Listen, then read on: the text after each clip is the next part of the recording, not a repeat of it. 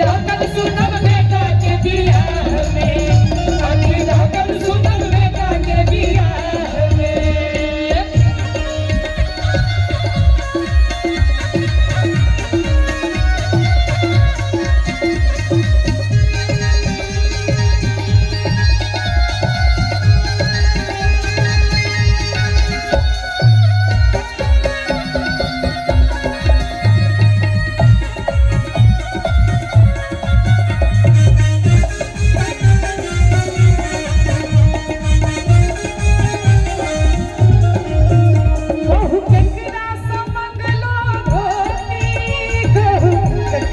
मंगलो पुरता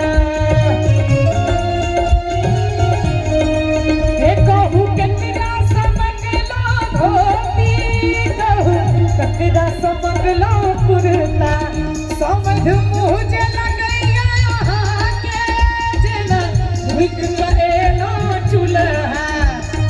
एहि के बाद एतबा पर ने छोड़लखिन मेहरानी सब, तकर बाद कहलखिन कहीं तक काज चून लगा दी, हिनका गदहा पर बैसा दी।